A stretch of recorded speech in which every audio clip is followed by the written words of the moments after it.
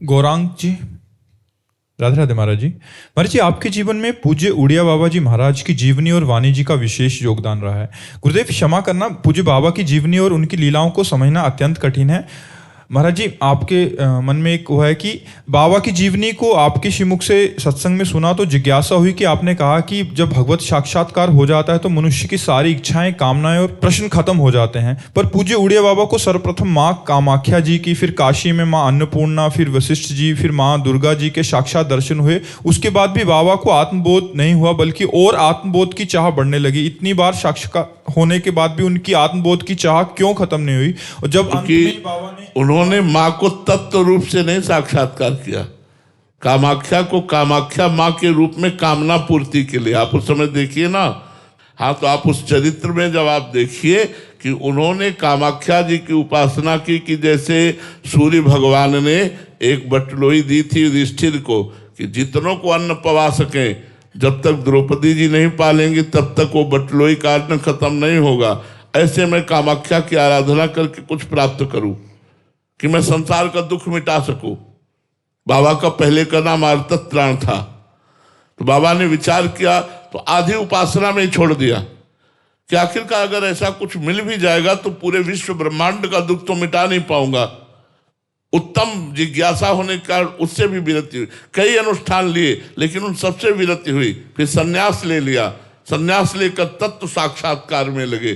जब तत्व साक्षात्कार हो गया तब सारी कामनाएं शांत हो गई। फिर इसके बाद कोई अनुष्ठान किया है क्या बाबा ने? 18-18 घंटा अपने स्वरूप में बैठे रहते थे। तो कामाख्या जी को तत्व रूप से साक्षात्कार नहीं किया, सकाम उपासना की। तो सकाम उपासना से किसी देवी देवता का दर्शन हो जाना भगवत साक्षात्कार नहीं कहते। तत्व स्वरूप से उनको दान करके साक्षात्कार करना। जैसे श्री रामकृष्ण परमहंस जी ने काली माता को तत्व रूप से साक्षात्कार किया कि परम तत्व है, यही कृष्ण है, यही राम है, यही सब कुछ है। तो बोलो फिर और कोई उपासना की क्या? पूर्ण हो गए ना।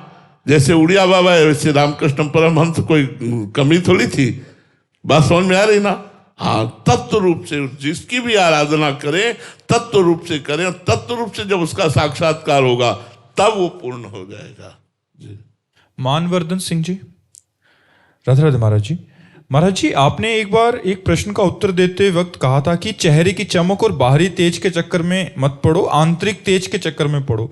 महाराज जी, आंतरिक तेज क्या है और उसको कैसे जागृत कर सकते हैं? आंतरिक तेज यही है कि काम, क्रोध, लोभ, मोह, मद, मत्सर का प्रभाव नहीं पड़ रहा। मानापमानास्तुल्य तुल्य निंदात्म संस्तुति।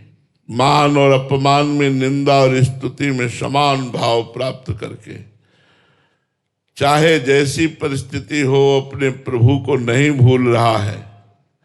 चाहे जैसी परिस्थिति हो उस परिस्थिति का गुलाम नहीं बन रहा है।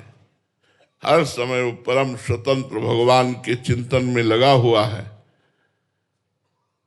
ऐसे महापुरुष को संत कहते हैं। ऐसे महापुरुष को तेजस्वी कहते हैं कि उनके तेज के आगे प्रतिकूलता, अनुकूलता, सुख, दुख, लाभ, हानि ये सब मिट्टी हो गए। काम, क्रोध, लोभ, मोह, मद, मत्सर इनका कोई प्रभाव नहीं रहा। वो महापुरुष निरंतर भगवान में स्थित माने जाते हैं। अब ये बात कैसे पता चले कि ये निरंतर भगवान में स्थित है?